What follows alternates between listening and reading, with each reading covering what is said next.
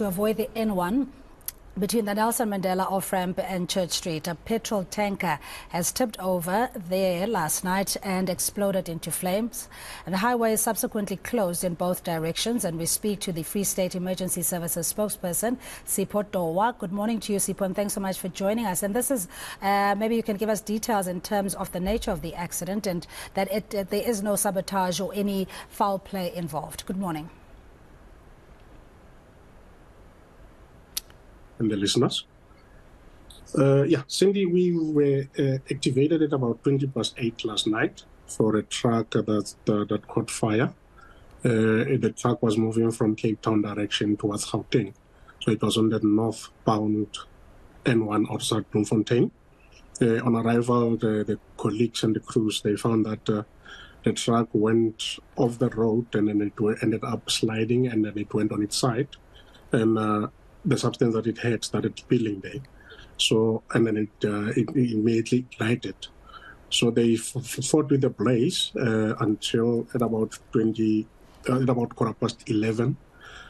What had happened, and immediately the N1 was closed on both directions, north and south, and traffic was diverted throughout the town. And then as they were fighting, the firefighters were fighting with the blaze there. And then the nearby residents as well, because it's nearby a residential area where this occurred. It's just at one of the off-ramps at Nelson Mandela off-ramp. So the residents were also then evacuated for safety. This was for in case if there's an explosion that might happen from one of the chambers of the tanker. It was also discovered that the tanker was transporting paraffin, and it had about 93,000 liters on it. And we only had 2 minor injuries, being the truck driver and assistant, and they were transported to National District Hospital in Bloemfontein in a stable and very good condition. At about just after 2 a.m., the N1 was again opened, and one lane has opened on the northbound to pass the scene. This is now to allow rehabilitation and also recovery to happen. We also then urge that the residents should just be on alert because there's quite a lot of paraffin that went into the streams in and around the area. So they should just be vigilant, and environmental affairs are on scene. They are looking at how the decontamination can happen. And furthermore, law enforcement, they are also there. Preliminary, it's been ruled out that this was an accident. It had nothing to do with arson, or there was no foul play. Thank you. Yeah, and Sipho, I mean, your response time, it seems like you're well coordinated as a task team, and perhaps because you might have dealt with these accidents or a similar accident. Just talk to us about the conditions of the road or what could have led to it. Was it an issue around visibility? We know there had been snow and very inclement weather conditions around the country, or was it just a case of human error? What is your response? Look, in terms of the road surface was clear in our area.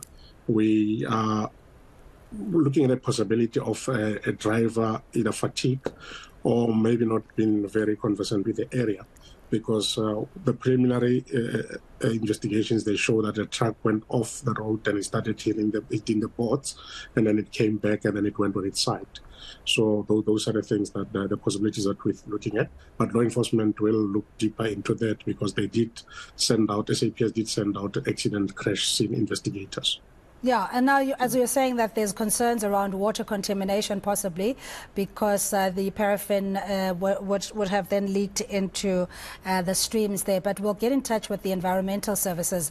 In terms of your emergency response, you were saying that the only casualties were the driver and the passenger. And what is their condition at this stage? They are stable. They were just being monitored by National Hospital. We don't foresee that they'll be admitted because, as I said, they were transported with minor injuries.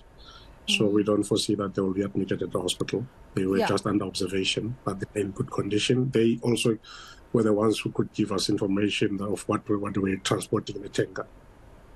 Yeah, and quickly remind us which alternatives drivers can use on the N1 in that area.